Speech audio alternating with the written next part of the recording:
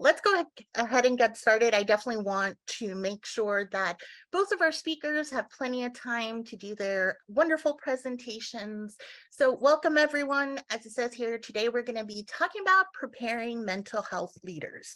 So I'm going to do a short introduction just to get to know ACU and the STAR Center a little bit better. And then I will be passing it over to Dr. Adija Ogunyemi and followed by Dr. Tim Kearney.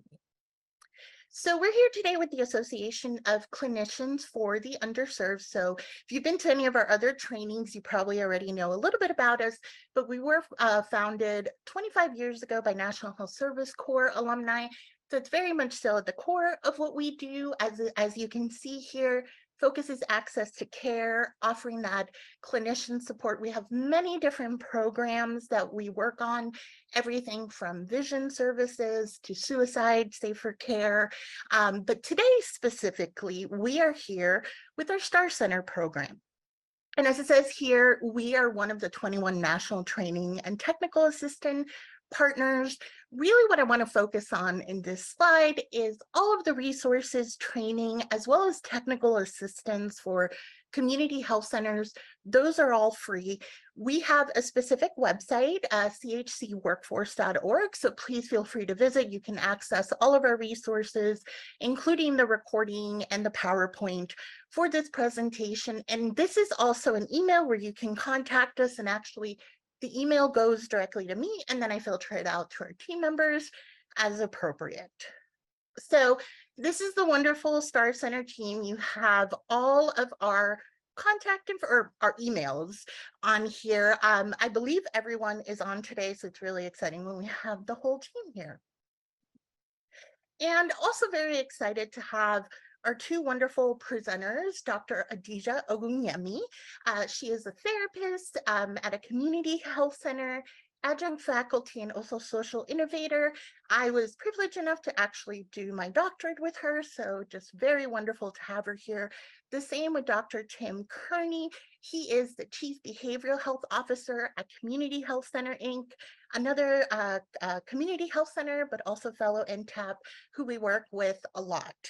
And I just want to double check, yes, that I did put in the housekeeping slide. And again, I think most of you know this, we have all been virtual for a very long time, but the session is being recorded. So for everybody who registered, we're going to send the recording and the slide deck, so you will get that. Please feel free to use the chat box to ask any questions, share comments or thoughts. I will keep track of that. So at the end, if you have any questions, we'll make sure to share it with the participants. Also, if you're experiencing technical difficulties, Mariah is your go-to person, so feel free to send her a message. And right at the end of the session, you're going to have an evaluation that pops up. Please fill that out. It really helps us know the type of programming you want and how we can also do better. And then these are just the general learning objectives. So really, we're going to go through focusing on the strong leadership qualities of the mental health workforce, career pathways, and then also how crucial training is in preparing these leaders. So I am going to go ahead and stop sharing and pass it over to Dr. Ogunyemi. Give me 1 second. Zoom is there we go. Thank you, Michelle. Yep.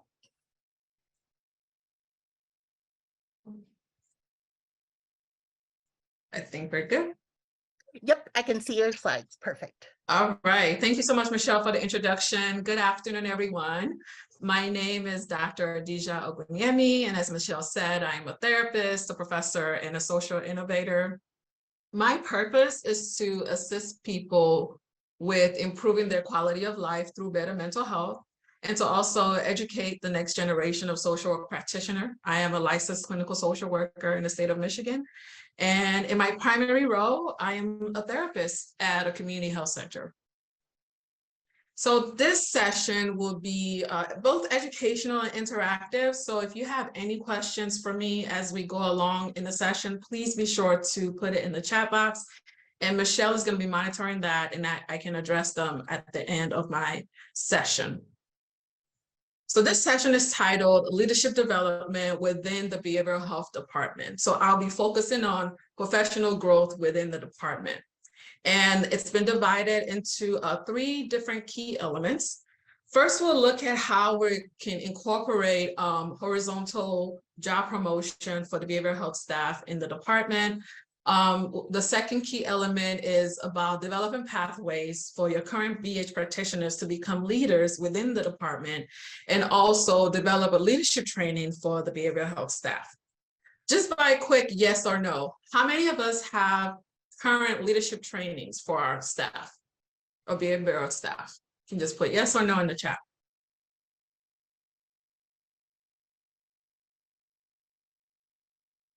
Okay.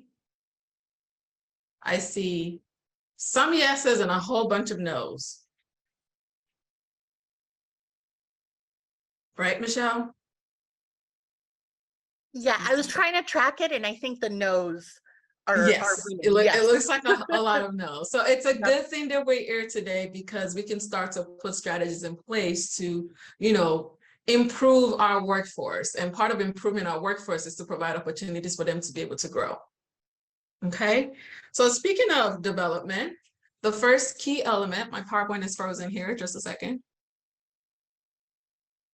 The first key element is about how we can incorporate the horizontal job promotion for staff in the behavioral health department.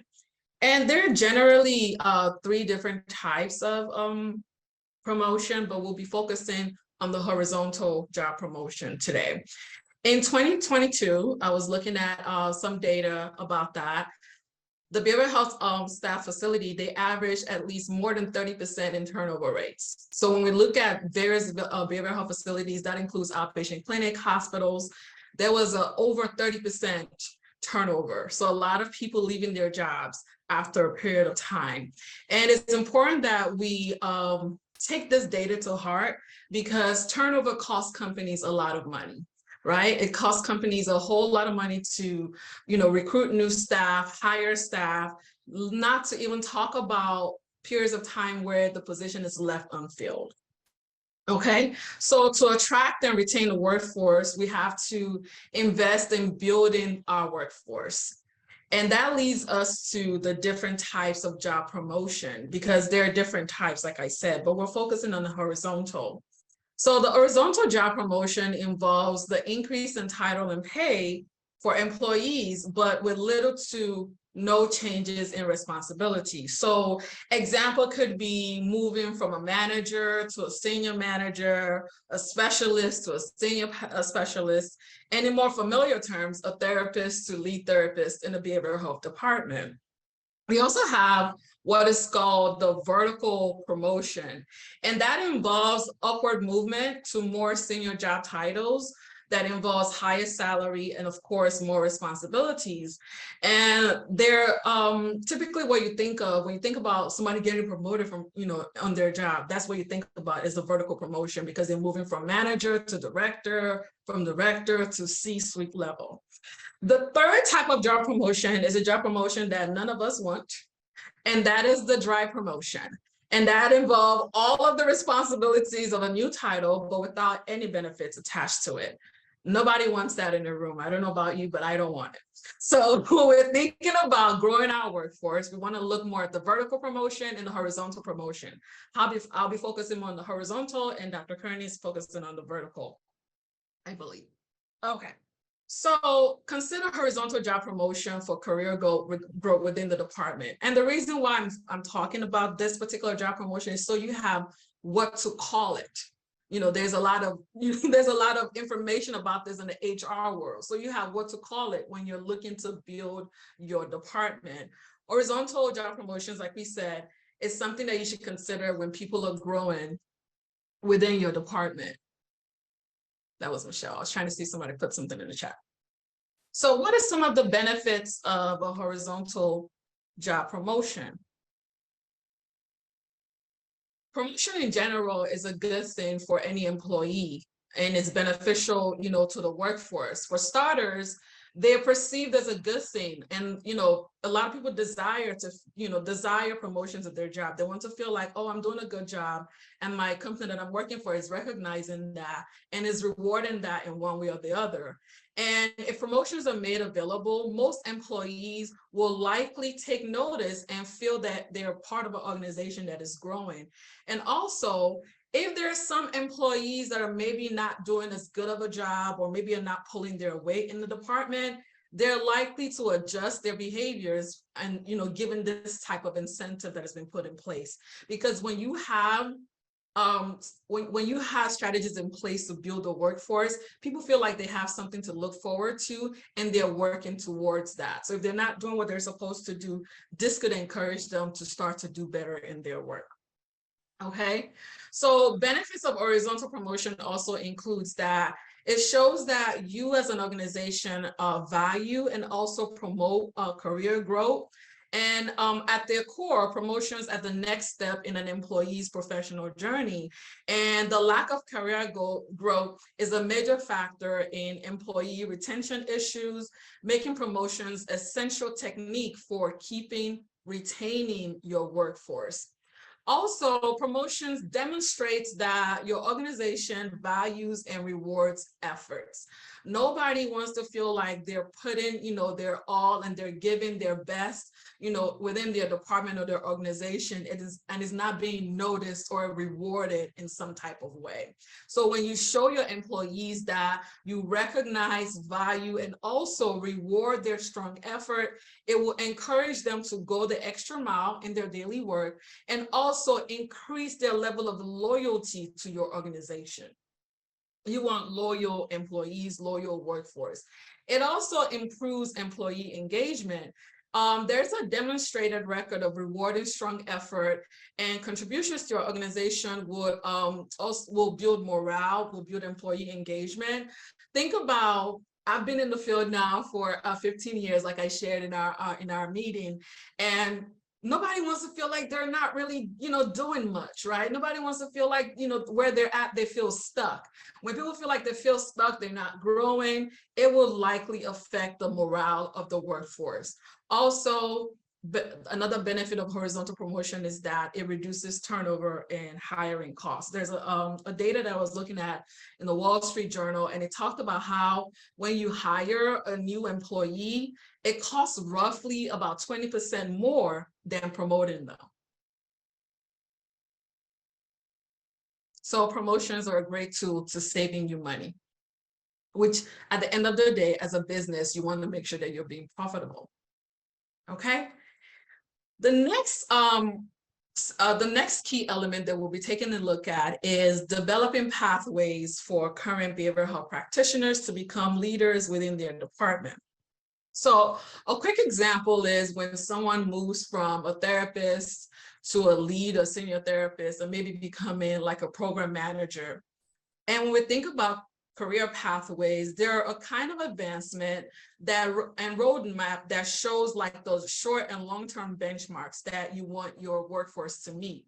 And it's that route that people take throughout, when you think about, even in therapy, we do like sometimes we do like a life cycle type of like diagram. So you look at different life transitions for people. When you think about that within the growth of a person in your department, someone that's a therapist, maybe year 1, year 5, where are they at? Are they a specialist? What have they done? How have they contributed to the organization? Someone from year 1 should not be operating the same capacity as year 5. There should be growth. I'm being mindful when I say that, because also I know that some people don't desire to have leadership roles, and that's something that you will figure out as you get to know your staff. But there should be something already in place that encourages people to move up should they choose to want to do that. Okay. So another example of a career pathway would be that when you have somebody that starts off as a therapist, if you wanted to have like an example of, okay, I would like to develop like a career pathway for therapists within the behavioral health department. What is that? How do I know when somebody's ready for a promotion? How do I know, what are those benchmarks that people have to like meet? What are those things that they have, those boxes that they have to check, before they get to move up? So this is an example for a therapist. So let's say, for example, I'm a new therapist. I have 1 to 3 years of work experience, and I've been working with the organization 1 to 3 years. At the years 3, I should be having an annual evaluation every year, of course, with my director. But at year 3, there should be conversations about, okay, do you want to maybe become like a specialist in a particular population? For example, I am the lead substance abuse therapist within my organization, and that's a certification that I actually had to go, get. I went to the University of Michigan to get that certification. Having people become a specialist in something. Generally, people, they have an idea, okay, I provide therapy for adults or children and things like that. Make it a requirement that they get some type of specialty in something, whether that's, becoming certified in infant mental health. There's a lot of room for people that have that type of specialty, because believe it or not, there's still a shortage of behavioral health clinicians. And with the impact of COVID, there's a lot of demand that we're still not able to meet from day to day, but we're trying our best. Well, I can speak for Detroit, the Detroit area anyways. Another one could be, child and adolescent specialty, or for myself, addiction medicine. So after 3 to 4 years, another thing that I want to say as I talk about the program management level is that as an organization, you should be signed up with HRSA. Every year, HRSA rolls out various funding opportunities for community health centers to get engaged in. You should be signed up with HRSA. So should any funding opportunity come about that maybe you feel like as a director, your organization can take on, that is a way for you to promote somebody or have them take the lead in a particular program, given that HRSA rules and regulations permit that, because I know sometimes there are restrictions, but that's a way for you to bring somebody into more of a managerial role, over a program. So that's an example of a career pathway for a therapist. Of course, I know within the behavioral health department, sometimes we might have like behavioral health technicians or case managers and things like that. That's just an example of how you can move people up should they desire to want to partake in any growth opportunities within the department. Okay. So now we're moving into how do you get to do this? How do you get to identify, those leadership qualities in your in the people that you're leading? You have to have regular one-on-one meetings with your staff. Those regular staff meetings, first of all, is important because we have to be able to make sure everybody's still on the same page within the department. Also, those one-on-one check-ins. One-on-one check-ins allows you to understand your staff on a personal level, keeping it professional as well, but getting to know them deeper. It also allows you to understand where they see themselves within the department. It allows you to understand maybe how they would like to contribute to the department. One-on-one check-ins, I had a supervisor earlier on in my career, and he did that a lot, and it was beneficial. Matter of fact, he took it a step further and had all of us complete an MBTI test, the personality test, so that it could understand everybody's personality to the best of his knowledge, so that he knew how to engage with us and understood what our interests are as it relates to the population that we serve. So one-on-one check-ins are great. It doesn't necessarily have to be that when something is wrong or you have to correct somebody about something is when you do the check-ins. Make sure that you do them regularly to where people see it as a part of the job, as a part of them being in the department. Annual reviews are important, but then again, if somebody's not doing a good job, or maybe something is just not right, we should be able to provide timely feedback to people. So that's how you get to know your people and how you get to identify those qualities, those leadership qualities in the people that you already have within your department. Remember that it is better to work with the people that you already have, given that there's a lot of potential, versus looking for new staff. Okay. So the third key element is developing some type of leadership training for behavioral health staff. And as I was looking up, specific ones to recommend, I found that a lot of them had like paywalls. But I will get into the ones that I think may be beneficial to the community health center world, given that I am in it myself.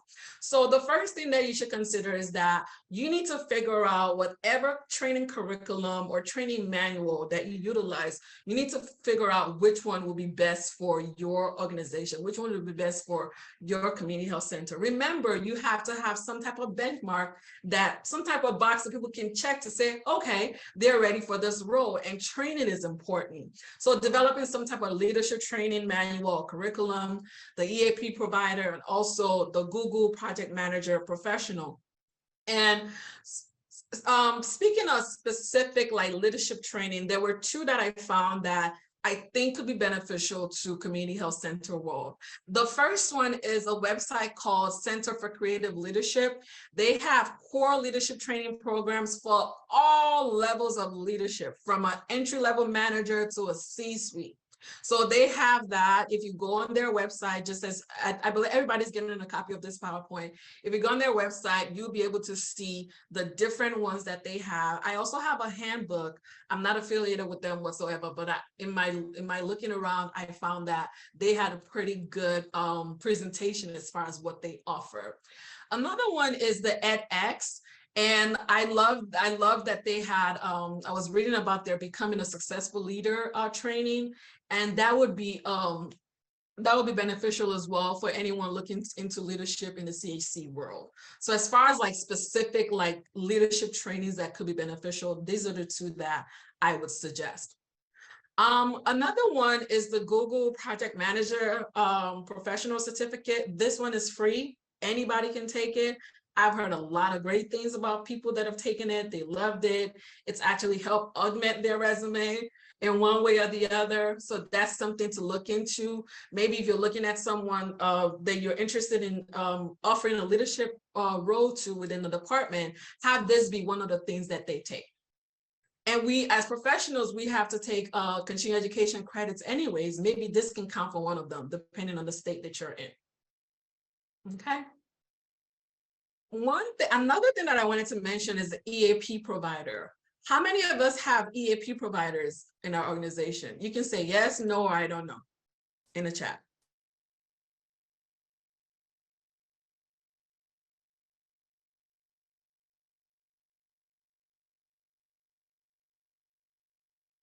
Okay, so you have EAP contract, you contract with an EAP, or you have an EAP provider. EAP providers are very useful when it comes to developing a leadership training specific for your organization.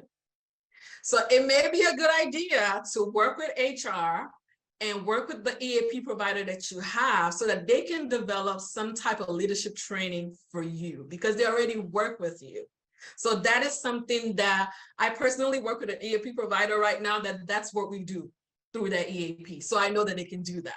So that's another way to develop a leadership training, given that, okay, they want to develop like a month's course for BH providers that are wanting to move up the ladder.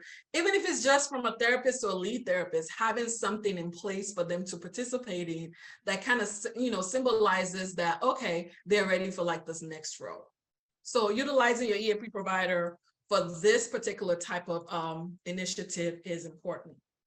Okay, so that is all that I have to cover today. My last slide, I had a question for participants. What element of the session that we've covered so far are missing from your current leadership training efforts? What elements? Is it the training part? Is it the recognizing that there needs to be some type of promotion within your department? What elements are currently missing from your training efforts, leadership training efforts? You can unmute yourself to speak.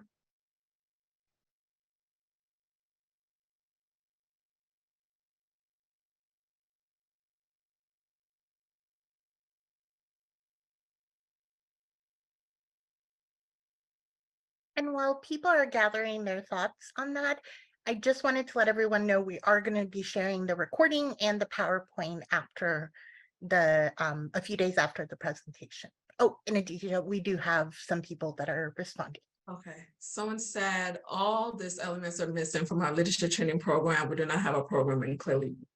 Okay, awesome, awesome. So you have something, some type of guideline to start that for you. I also see someone said we don't have a specific leadership training for our behavioral health providers. Okay, okay. Please let me know if you would like for me to come off mute and speak. Okay, go ahead. Or was Maria saying that to us? Okay. Same Yes, here. We need all yes, of to this. everyone. Okay. Okay. All right. So pay attention to like the key elements that I shared just a few minutes ago and see which one will best work for you as you develop your own, promotion strategy within the behavioral health department. And I think I'm like a little bit over time, so I'm going to turn it over to Dr. Curdy. And let me share my screen. Please give me 1 second. And thank you so much, Dr. Onyemi. That was excellent. Thank you. Okay. All right, great. Thank you. And thank you, Michelle, for sharing slides for me. And I'll start just by saying a little bit about myself. I'm a psychologist. I am the Chief Behavioral Health Officer at the Community Health Center, Inc., which is a statewide organization in Connecticut. I'll be saying a little bit more about that in a minute. It's a vice president level role. And I've been in safety net organizations for a little more than 35 years, 25 at this particular CHC. And I think, like many people that are behavioral health clinicians, my first and foremost love is clinical work, right? Doing therapy, especially with children and adolescents, that's my specialty. That's why I went into this work, and I've never left that. I've always kept 6 to 8 hours a week of direct clinical time in my work all along, because I feel like it helps keep me honest, and my staff know that I'm dealing with a lot of the same issues they're dealing with. But beyond that, I have a real passion for supervision, training the next generation, mentorship, and in general, doing things like this.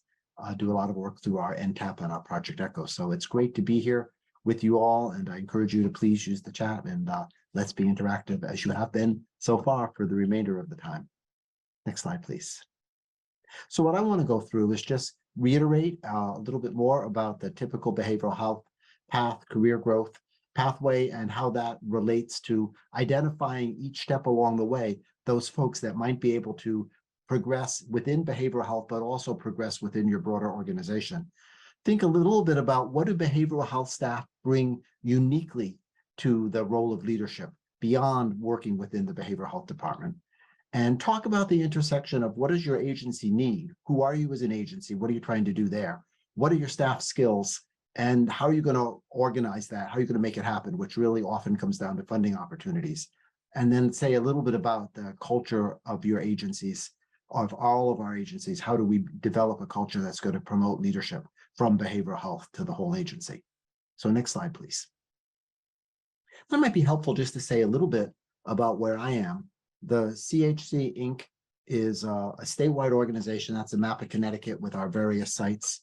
We're part of the Moses Weitzman Health System, and our focus is the direct provision of clinical care, mental health care, behavioral health care, the substance abuse care, and then medical and dental all in one site, all on the same hallway, the whole integrated care model. And so that's who we are and what we do. And the 3 most important factors that we keep in mind in everything we put together is clinical excellence. We need to be doing great work with our clients, because that's what it's all about, and the integrated care and the handoff between the various disciplines. Research and development, we feel like we have a responsibility to not just say we think we're doing great work, but to do the work to make sure that we are. The things such as quality improvement work or more formal research to really understand what works and what doesn't work in the settings that we're working with and the clients that we're working with. And lastly, training the next generation.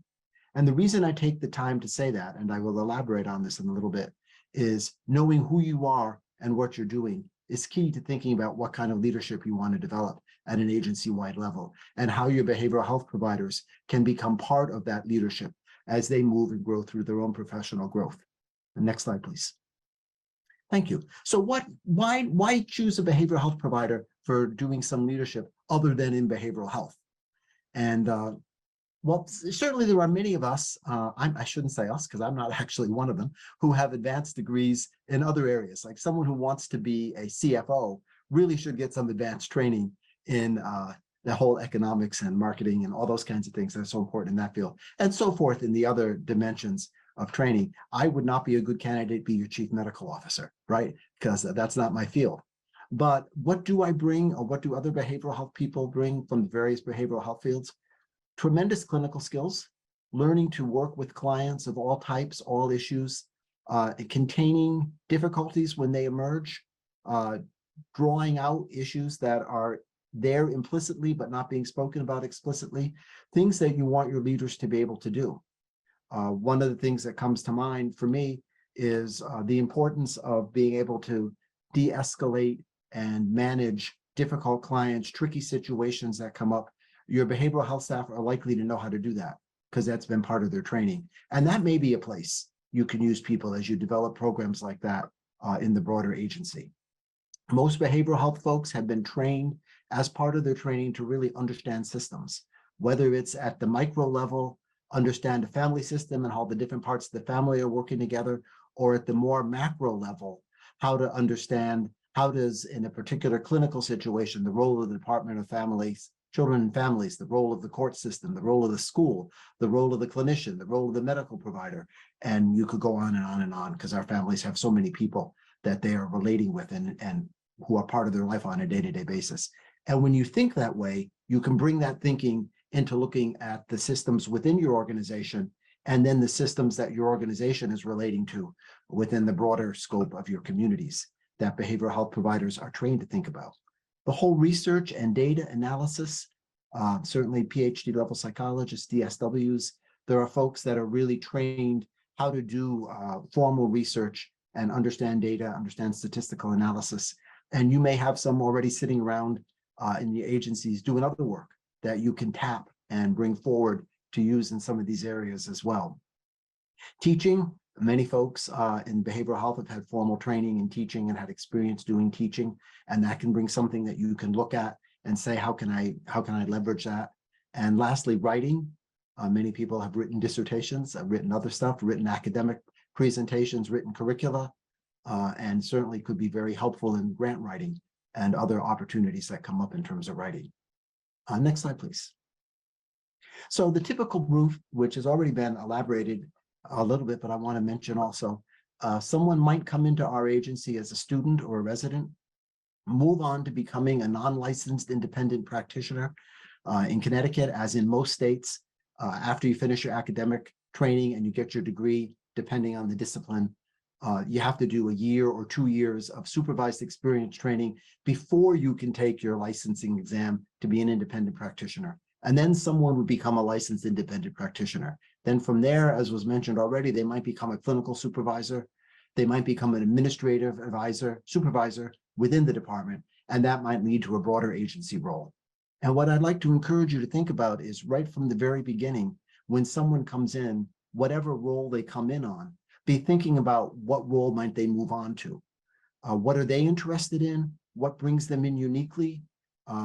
Sometimes it's life experience and lived experience that you think, this grant that I'm looking for, I need someone who is really going to understand that because they've been through it. Sometimes it's a particular degree that they might hold. Sometimes it's other working experience that they've had. Next slide, please.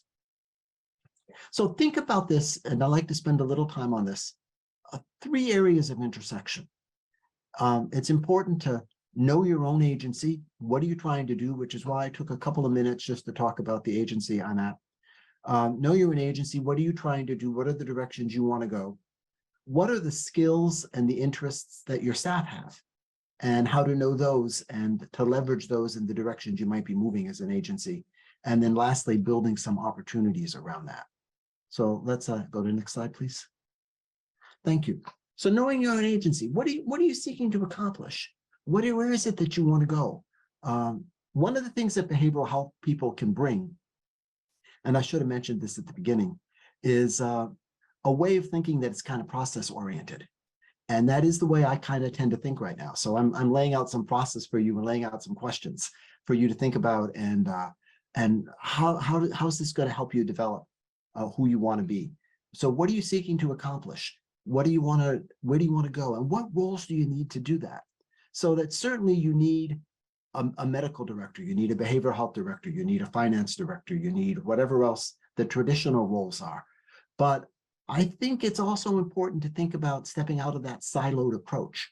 One of the things that we have found really helpful and that our staff really enjoy is serving on an agency-wide quality improvement program, for example. Then you have your behavioral health staff that are coming in and presenting things from the behavioral health perspective, as are your medical staff, as are your operational staff, as are your folks from finance. And all those folks together get to know each other and get to know how each other think. And that's where you can begin to spot, oh, this behavioral health provider who may be here in their role as a behavioral health representative has a particular skill or a particular approach or a particular vision of things that I'm going to want to incorporate into this next thing I'm doing. Which leads me to the question of who's welcome at your table. I don't know any of you or any of your organizations, so I'm not meaning this as an attack. I have known organizations that were very hierarchical, and it was absolutely clear that the medical perspective was the perspective and the only perspective, and nobody else needed to sit at the table and offer a perspective. I think many of us in the behavioral health field have experienced that at one point or another. If that is your perspective as an agency, and you know, it may be a valid perspective from the work that you're doing and the direction that you're moving as an agency, what really matters is the medical world. If that's what you're doing, you're probably not going to find a whole lot of behavioral health people that want to be part of your leadership because there isn't a space for them and there isn't room at the table. So just think about the tables that you have and the conversations you've got going and who's welcome there, and is behavioral health welcome there? And what sort of scaffolding, as was mentioned before, what sort of scaffolding have you got in place to support career development? I think the examples that were mentioned earlier were fantastic, and I'm going to say a little bit more about that, is really getting to know your staff. What are people interested in? We just interviewed someone this morning for an entry-level position as a case manager. And as soon as we asked him about his dreams, his hopes, his aspirations, where he thought he might be going, and as soon as he was done with the interview process, the person that I interviewed him with and I spent a significant amount of time talking about what we think a great career path might be for him. We don't know whether that's what he wants or not, and it may not be at all. And I think the point that was made earlier, that we have to respect people who say, hey, I'm doing what I love doing. I appreciate that you think I could become all these other things and do all the other things, but not what I'm interested in. And that's okay. But I'm encouraging you to be thinking about that and scaffolding that into your relationships with people all the way along. And building an agency where that's part of what you do, that the whole notion of who you are as an agency is, we're a place that we want you to come and do the best work of your career. We want you to come in and be outstanding at what you're doing right now. And we want you to be able to grow and develop, and we'll help you do that. And there's going to be some of you that we're probably going to help you right out of the door, because you're going to want to grow and develop and become something that we can give you the platform for, but we can't take you the next step because that's not who we are and what we're doing. And that's okay. They're still going to develop, they're still going to grow, they're still going to become a great contributor to the field, even if not at our agency. Although the preference is, of course, that we keep them within our agency for all the reasons that were mentioned already, the financial reason and the cultural reason, that the longer someone stays with us and the more they become part of our culture and shape our culture, the more that we are able to grow and develop as a coherent organization. So next slide, please. So in addition to the agency, what are your staff passionate about? I really encourage you to get to know that. What matters to them? And it can be amazing to find that out. We did a agency-wide intervention shortly before COVID. So of course, COVID kind of turned us all upside down and put us in different directions on something that we were calling the 2 steps. What are the next 2 steps you want to make? Whether it's personal, whether it's professional, whatever it might be, where are you as a person? What do you want to be doing? Where do you want to go? And is there a way we can help you get there? And we took, many of us in the senior leadership met with 10 or 15 of the staff, anyone who signed up and wanted to do it, so that we had a broad array of staff that we just talked to and found out what were they interested in? How could we help?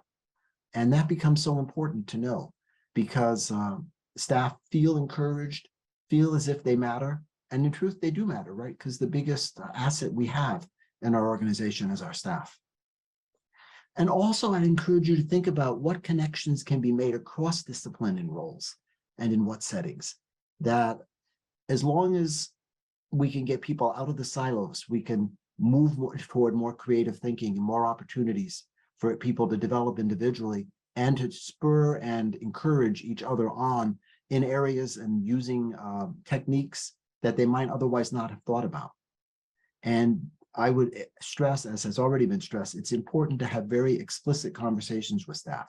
What are the opportunities and pathways? Whether this is done annually at the annual review, whether it's done more informally throughout the course of the year. But I would encourage you to have in your mind, or probably on a piece of paper written down somewhere, if your mind is like mine, so full of so many things that you're probably not going to remember it if you're carrying it around in your mind.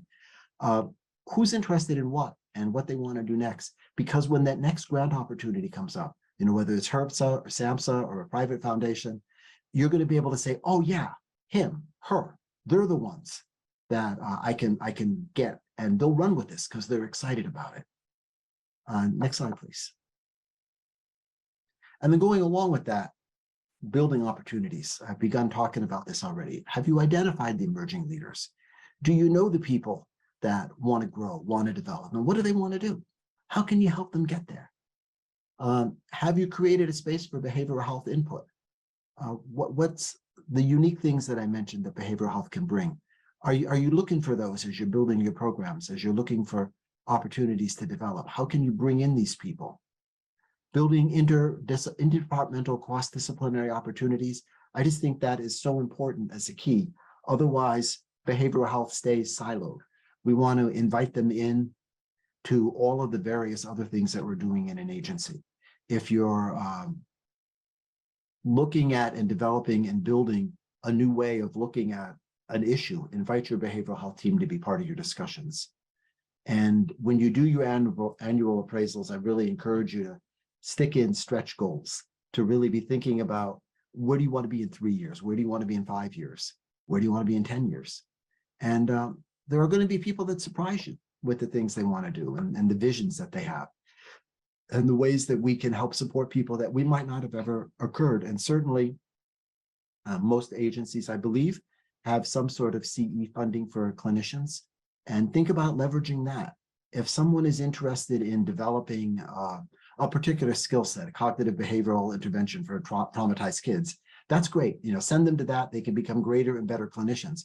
But if they want to use their CE money to develop skills in supervision, maybe that's a good thing to send them to. It might not be directly relatable to this job that they're in right now, but it may be directly relatable to the next job that they want to be in or that you can help them get into. And so help people to think about that, because I think especially behavioral health clinicians that are busy thinking about what skill set do I need to develop to better work with the clients that I'm taking care of, may not always think, and how can I broaden that? How can I be more expansive in my vision of the possibilities for myself? And I would encourage you to be the one that challenges them to think about that. Next slide. So how do you get there? I've mentioned some of this already. Identified leaders starts with recruitment, and all through hiring and onboarding, your whole recruitment team, your hiring and onboarding team. And I realize for some of us, that's one person. For some of us, that's multiple people. Always be listening, always be trying to hear what are the cues that somebody is interested in more. Maybe they bring more. Sometimes people have a little secret that is not necessarily out there. And one of the things that I don't talk about a lot, but I have an additional graduate degree. The graduate program that I went to was a combined program in PhD in clinical psychology and a master's in theology. Now, I don't do anything with that professionally. I see people that have got a special interest in their spiritual life and things like that. But were we to start developing a program working with churches in the area, that might be an important thing for somebody to know, to bring me into that. And what are the similar things with your staff? We had a staff member who loved to garden. A great time of year in the spring to be thinking about that. But we had a staff member who loved to garden. And when she saw an opportunity this is in our school-based health centers, to get a federal grant to build greenhouses at 3 schools and then use greenhouse therapy and growing plant therapy for the kids that she was working with in treatment. It was a fantastic opportunity. And it came because somebody knew that she loved to garden. And when the grant was seen and the connection was made, she took it and ran with it because it was a tremendous interest of hers, and moved her into a leadership role as a grant writer and a primary investigator on a grant that she wouldn't have had if somebody hadn't taken the time to know her. So as I mentioned before, actually, as we both have mentioned, you want to encourage movement along career pathways, but also honor starting points. Prior to becoming the director of behavioral health, and then the title morphed over the years, I had a colleague who came into the agency just a couple of years before I did, and he and I were both being considered for the role. And I sat down, tried to have a conversation with him, as a friend, said, do you want to do this? I mean, do you want this job? I mean, what you're interested in? He said, I wouldn't take it if they tripled my salary. I don't want to be an administrator. I'm a clinician. That's all I want to be. And, 25 years later, he is still a clinician. He is a great clinician. He's a fantastic supervisor in our training program, but he absolutely knew who he was and what he wanted. And that would be something to honor if you have staff that tell you that. The importance of mentorship can't be overemphasized. Working with people, whether it's a formal mentorship program or an informal mentorship program, if you are working in a field that is next to, or maybe even very far away from behavioral health, I think of folks in our HIV related programs who identified a need for behavioral health programs to support their patients, talk to some behavioral health people who were interested, and then train them and help develop them. And those folks are now leaders in HIV programming and training around our system, because somebody who was not within their silo reached out to them and said, I thought you might be interested in this. So reach across the silos. Grants and foundations are great funding sources, as we mentioned. And I would encourage the whole notion of thinking outside the box regarding titles and roles. We tend to limit ourselves and limit the people that we're working with. And I would encourage you not to do that as we move forward. Next slide. And that's it. Any questions for the two of us? Thank you so much, Dr. Kearney. That was also excellent. So please go ahead and put your questions in the chat. Oh, let me go to the question slide.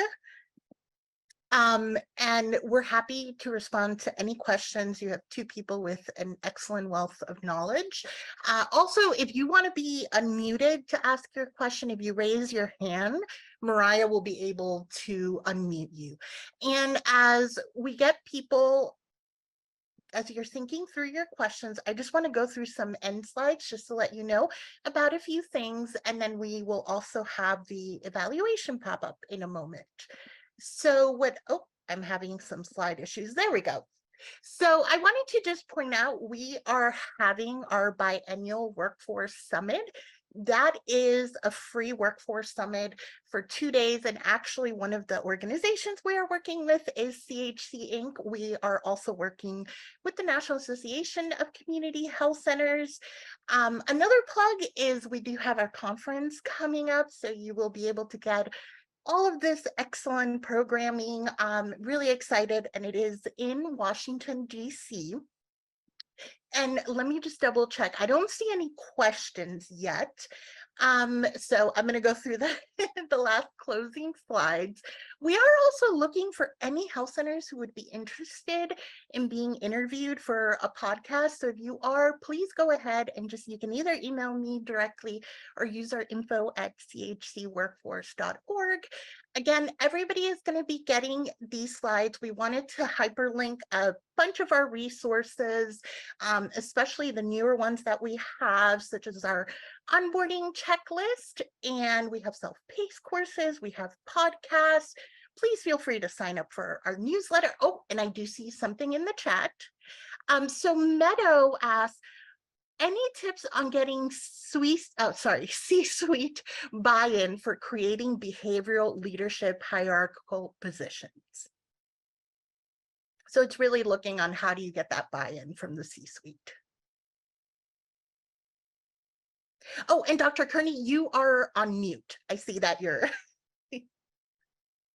Thank you. I pushed it twice rather than once, and I muted myself and remuted myself.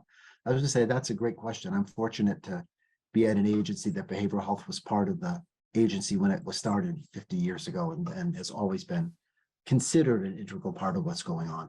But I would say, much like any other change that you're trying to implement, is point out the advantages of it. I think if you can say this is where it will make a difference to things that are important to the decision makers, then you can leverage that and say, this is how having a behavioral health person in this role can move you further. I was also going to say that I from my experience with C-suite executives, they respond more to numbers. So if we can like show, okay, this is how much we've lost since we haven't had a therapist and we lost somebody, giving that type of data could help in them in supporting like creating a strategy for job promotion. And speaking of like the retention and recruitment efforts, job promotion should be seen as a strategy for that. When you have a package, we're thinking about like our benefit package. It should also be not just said that, oh, this is a place that you can grow, but this is also what we have in place for you to be able to grow. And Meadow, just to follow up on that data, I did want to point out, I don't know if you are from a community health center. If you are, we do have data profile dashboards where every community health center receives data that can really help you make those arguments. I did put earlier on in the chat our financial assessment provider turnover tool. And that's also a really big thing with C-suite because of how much it really costs to lose someone versus, again, being able to promote someone if they're interested in moving up that career ladder. One of the stories I've told is some of the people that I know that are social workers who had been clinicians for over 10 years in community health centers decided recently to leave, and actually it was specifically because they weren't being considered for these leadership roles. So you really don't want to lose someone who has been at your health center for so long. So bringing in those data points of how much it cost. And then Alex wrote, going along with the above question, do you ever do joint leadership training with medical and behavioral health staff to practice patient handoffs, cooperative patient care, etc.? Yeah, a lot.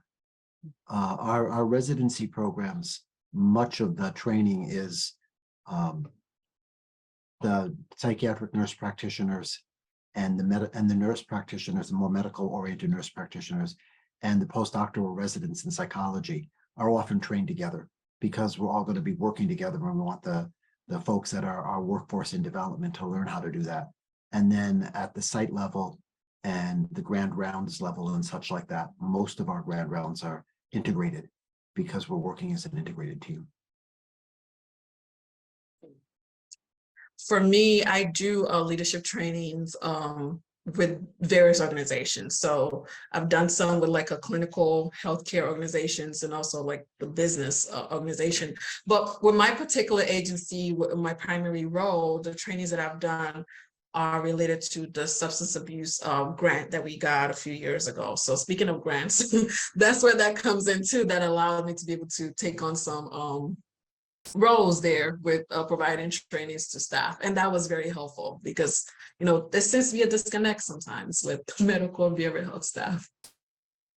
And that is so important to have those things joined because they're not separate, and we know people who are struggling with mental health disorders, or even just if it's more temporary, that there are physical ailments that go along with that. So really working as a team is so important to giving the full person care. And then I don't see any other questions in the chat. I'm going to just give it a quick moment. Oh, and then Meadow says, who could I contact? Oh, yes. So Meadow, I'm going to put my email in there if you want to email me, and we can talk more to see if there is data that we can provide, being from a community health center. So I'll go ahead and do that. I don't see any further questions. So, oh, and then, yep, Mariah was right on top of it. I was, we're putting the evaluation up right now. So please, go ahead and fill that out. And I think that there was one other, Willander said, even though one may have a degree reflecting a leadership position, however, there is usually a lack of clinical skills that hinders this process. So, and then is that a question that you would like the speakers to follow up on? Or for both of our speakers, is there anything you would like to reflect on? I would need more information regarding this particular question, because if I'm thinking about it from a therapist moving up, they would have the clinical skills. So are we talking about somebody that's not a clinical, that doesn't have a clinical background coming in to lead the org, or the department rather? I'm not sure. I would need more information with this question. Yeah, very similar. If you're looking at it from someone who's starting as a clinician, those clinical skills should already be there because they have to be clinically licensed in order to move up. And then many of them already possess leadership skills, or they're trained in those leadership skills. Now, it's different if someone is coming in for a more administrative type of position where they do already have those leadership skills, but they are interested in then kind of going the other way into being a clinician. Then obviously they would need the training. But also when you're working as a clinician, I think in every single role you have to have a very specific education that would allow you to serve as a clinician. Another thing I was thinking about it. Oh, go ahead, Dr. Green. No, go ahead, please. Another thing I was thinking about is I don't know that it needs to be a requirement, but I think that it's also a good idea, even as people take on leadership roles, to still maintain a small clinical caseload. I agree. Mm-hmm. I do agree. I was going to say that one of the things that becoming from a clinical perspective into that more leadership role, sometimes you find yourself feeling a little bipolar. I don't know. You're looking at things on two levels. You're saying, this is what we need to do for the financial. This is what we need to do for state regulatory reasons. This is what we need to do clinically. And so you're thinking on 3 or 4 or 5 different levels at once and trying to find how you weave all those things together into the best solution from all the different dimensions that have to be considered. And I wonder if that might be part of what the person was getting at, that someone is trained and strong in clinical versus leadership and hasn't found the balance between the two of them. Yes, exactly. And that's where the training of where each staff member's skill gaps are is so fundamentally Yes, important. absolutely. And then just one last comment, and then we can go ahead and wrap up. It was from Sue, who says, thank you. Much for us to process and act upon internal growth opportunities. It is critical for us to retain our excellent staff as we are a rural health center. Yes, absolutely. Again, this is very much fundamentally important to retention of your staff, but also recruitment, because as you're recruiting, you let people know that you have these opportunities. So again, I just want to say thank you so much to Dr. Ogunyemi and Dr. Kearney. Both of you were excellent. I did put my email in the chat, and just thank you so much to everyone.